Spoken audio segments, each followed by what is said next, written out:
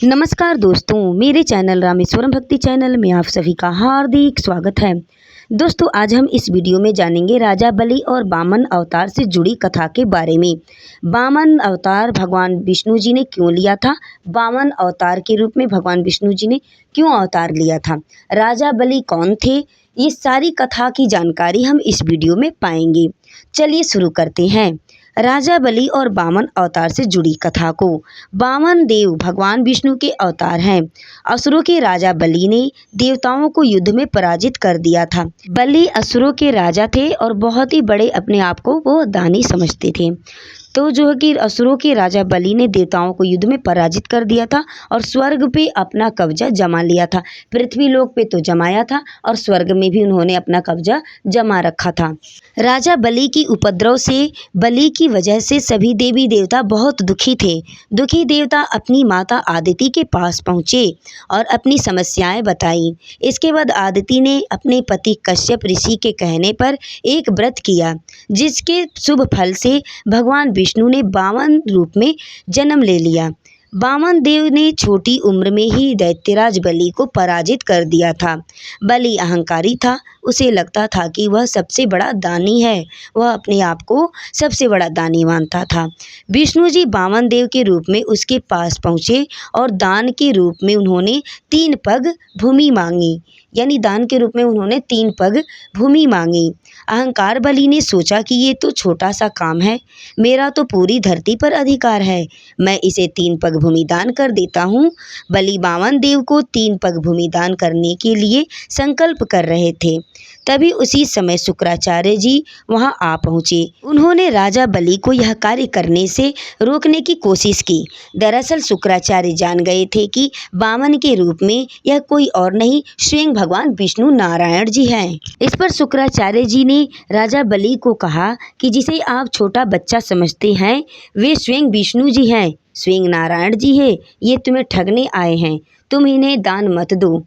ये बात सुनकर बलि बोला कि अगर ये भगवान है और ये मेरे द्वार पर मांगने आए हैं, तो भी मैं इन्हें मना कैसे कर सकता हूँ।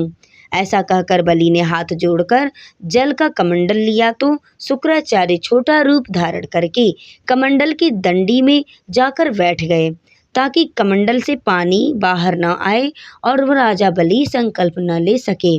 वामन देव शुक्राचार्य की योजना समझ गए। उन्होंने तुरंत ही एक पतली लकड़ी ली और कमंडल की डंडी में डाल दी, जिसके अंदर बैठे शुक्राचार्य की एक आंख फूट गई और वे तुरंत ही कमंडल से बाहर आकर खड़े हो गए। इसके बाद राजा बलि ने वामन देव को 3 पग भूमि दान करने का संकल्प कराया।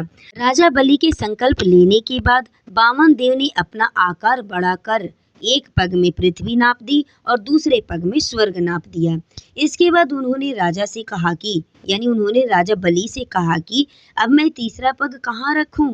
यह सुनकर राजा बलि का अहंकार टूट गया। तब बलि ने कहा कि तीसरा पग आप मेरे सिर पर रख सकते हैं। बलि की दान वीरता को देखते हुए वामन देव प्रसन्न हुए और उसे पाताल लोक का राजा बना दिया। विष्णु जी ने राजा बलि को पाताल लोक का राजा बना दिया। इस कहानी से हमें यह सीख मिलती है, इस कहानी से हमें यह प्रेरणा मिलती है कि जब भी कोई व्यक्ति अच्छा काम कर रहा हो तो उसे रोकना नहीं चाहिए। इस कहानी में शुक्राचार्य राजा बलि को दान करने से रोक रहे थे। इस काम की वजह से उन्हें अपनी एक आंख खोनी पड़ी। जब हम किसी को अच्छे काम करने से रोकते हैं तो हमारी परेशानियां बढ़ती हैं और हम मुश्किलों में पड़ जाते हैं। अगर कोई व्यक्ति अच्छा कार्य करता है तो उसके अच्छे कार्य में सराहनीय करनी चाहिए, उस व्यक्ति की मदद करनी चाहिए, उसका पैर पकड़ करके पीछे की तरफ नहीं खींचना चाहिए। अच्छे काम करना भी पूजा पाठ करने की तरह ही होता है।